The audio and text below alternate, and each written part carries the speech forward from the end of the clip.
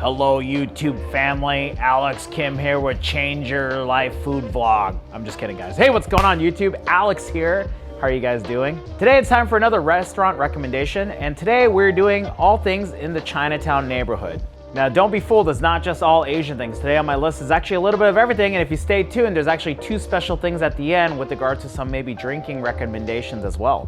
Why should you watch this video on places to eat in Vegas? Why would you trust me? Because I've literally spent my whole life consuming calories just for you, YouTube. Eating on the strip is really effing expensive, and today a lot of my list is gonna be actually quite friendly, budget-friendly places here in town. My name is Alex, welcome to Casino Quest. We have a space here at the Fashion Show Mall on the Las Vegas Strip. We do casino lessons, and we do also sell various Las Vegas and casino retail. We're open every day from 11 to 7 p.m. Join us on our website, CasinoQuest.biz. Now let's get it started. My list of places to eat always consider in mind taste, value, and also ease of menu for even the most pickiest of eaters. Particularly David, if you're familiar with our channel. We always try to put a focus on supporting local businesses because as we're coming out of the pandemic, they need us now more than ever. By the way as well, if you're ever worried about any of the restaurants, down below is a link to the Southern Nevada Health District website. You can always look up the restaurant information and see how they're doing on their recent health check. Sushineco is hands down my favorite all-you-can-eat sushi place here in town. If you've seen that previous video, you can look on our channel.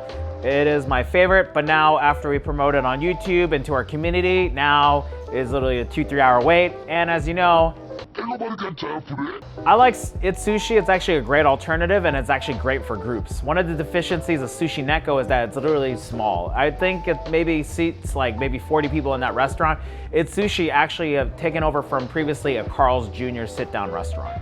The reason why I know that is because when we had our Casino Quest meetup weekend, Memorial Day weekend, we were able to get a group of 17 inside and it only took 1 hour to sit down. Now, one of the things I want to tell you is that when you think of like a shrimp skewer, I know you guys have been to like Red Lobster. You go to the endless shrimp, you're like super excited, but then you come out and it's like these like tiny ass, puny ass little shrimp. Kind of sucks, you know? The ones that they have at Its Sushi is fantastic. You get like a bunch of them on the skewer. It's like buttered, garlicky. It actually tastes really, really good. Their pork belly skewers are really good as well. And who can say no to big, giant pieces of bacon? You can also get carpaccio as well instead of ordering normal sushi. Try to avoid the rice, you know, trying to fill you up. So the yellowtail carpaccio, salmon carpaccio is really good as well. The rice portions are not huge, and one of the things that really impressed me too is literally 17 people ordered a bunch of food at once, and the kitchen I thought was gonna get backed up. They actually handled the test. Most of the food actually came out within like 15-20 minutes, which is really impressive. Two rolls that really stood out to me, and I literally shit you not, I'm not exaggerating. This roll is literally called the something something 69 roll. Soft shell crab, shrimp tempura, tuna, salmon, and garlic ponzu sauce. Come on, sounds literally amazing. Plus, you can't forget that name.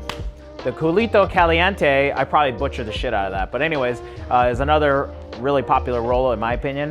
My girlfriend, my better half Raquel, likes that one. Comes with shrimp tempura, spicy crab, salmon, jalapeno with ponzu and spicy sauce. Don't forget gang, if you can't commit to a full roll, it's starting to get full, you can always order half rolls. Always remember that when you're going to eat at All You Can Eat Sushi.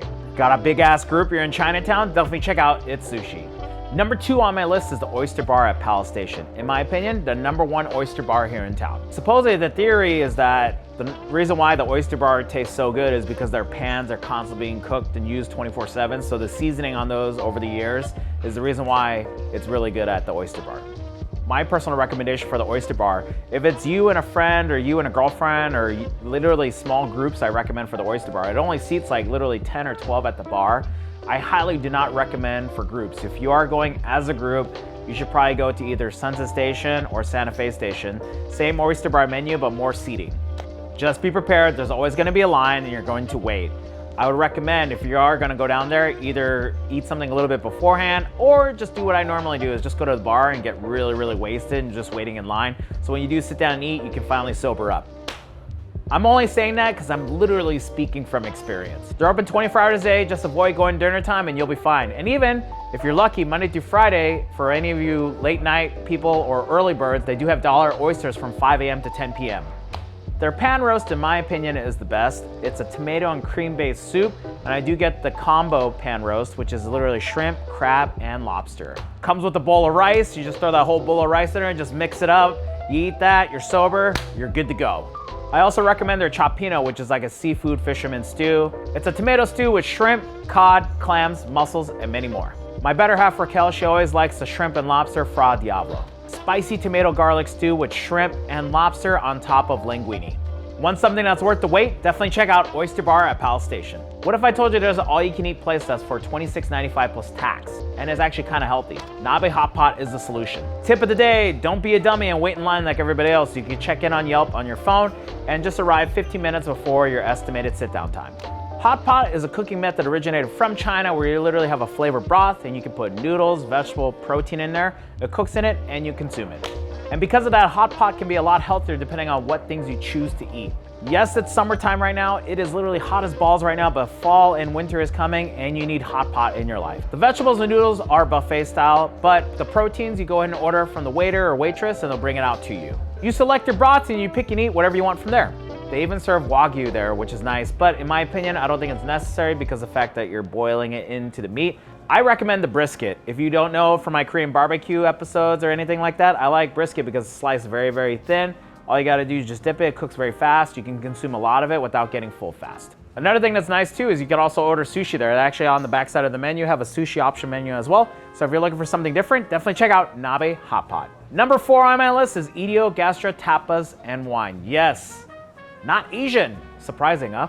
Very rarely do I make recommendations for fancy ass places, but last year for my anniversary with Raquel, my better half, we actually had dinner there. It was a very, very wonderful experience, and I do recommend this for those special occasions. Idio is a tapas restaurant, originated in Spain. It basically means small plates and you consume with alcohol or wine. Idio is an elevated and sophisticated version of the tapas restaurant.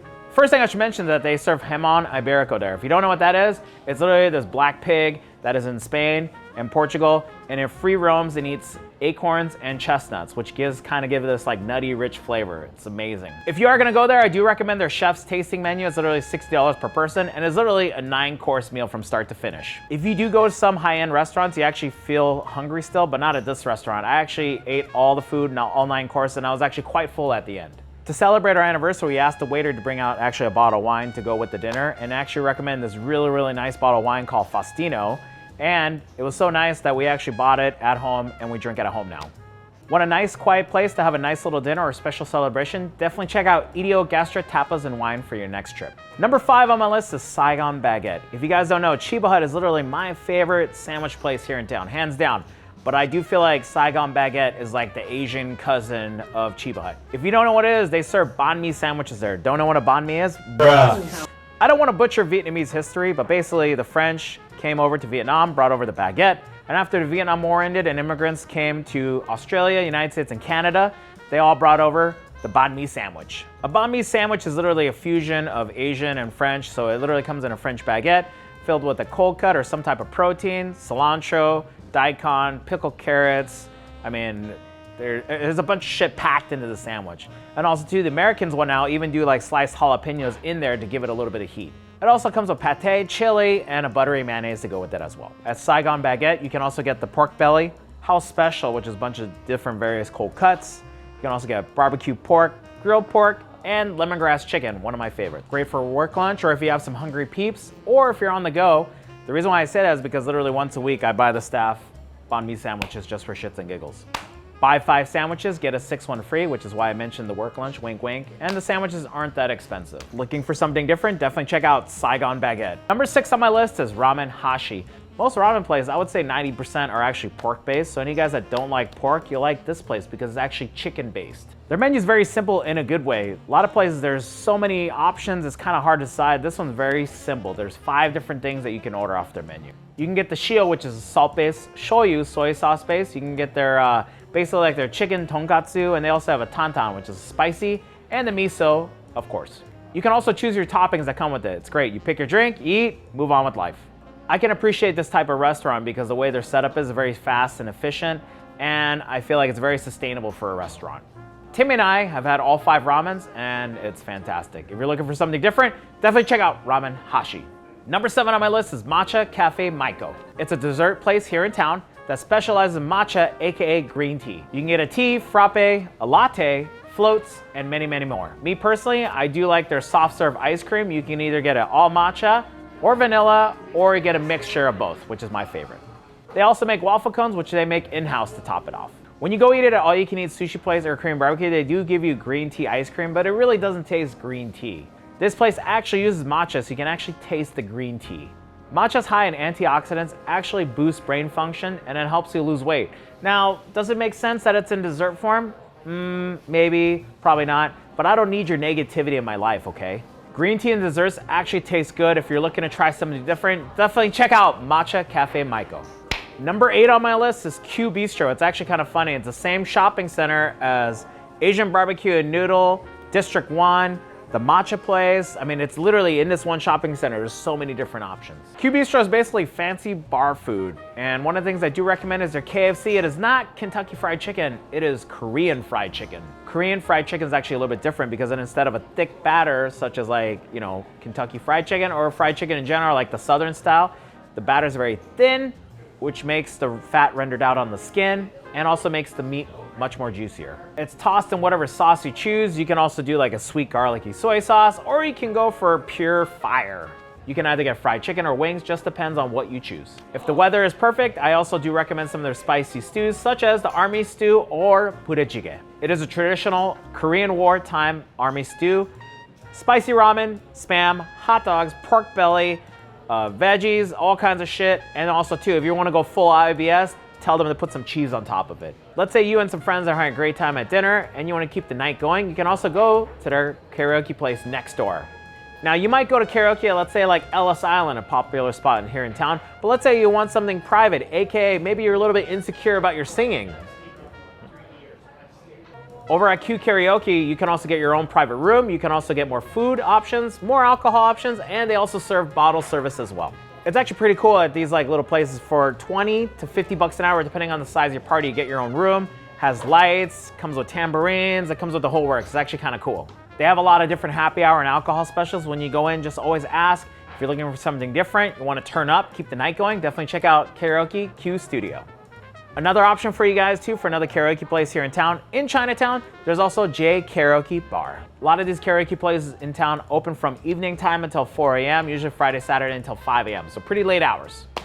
They do have a food menu. It's like a hybrid Asian bar food, but forewarning, out of all those shopping centers, where J Karaoke it is literally the worst. It's next to Golden Tiki. All the restaurants and bars are kind of busy over there. Give it some time, get there a little bit early. I also recommend maybe parking, walking across the street, or trying to find parking somewhere. It's gonna take a couple minutes to find parking there. They have a full bar with cocktails and bottle service, and the rooms vary from $20 to $60, once again, depending on the size of your party. I should also mention, if you're gonna go do karaoke, it's a lot easier instead of a bunch of people with cards, bring cash with you, especially if you're going as a group. It's a lot easier to split up the bill that way. Not gonna lie, probably the next Casino Quest meetup weekend, I'll probably get the room of 30 that they have over at J Karaoke, and we'll probably do a big giant karaoke meetup.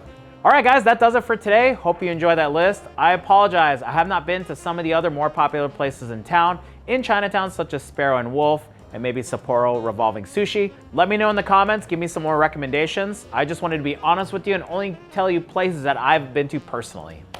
Also too, guess what? Me and Jet, we're gonna go eat at the Wynn Buffet. So by the time you see this video, we're probably eating at the buffet. We're gonna be doing more in-person, in-restaurant food reviews, so stay tuned. Thank you guys so much. Like, comment, subscribe, and we'll see you on the next one. Take care, guys. Bye.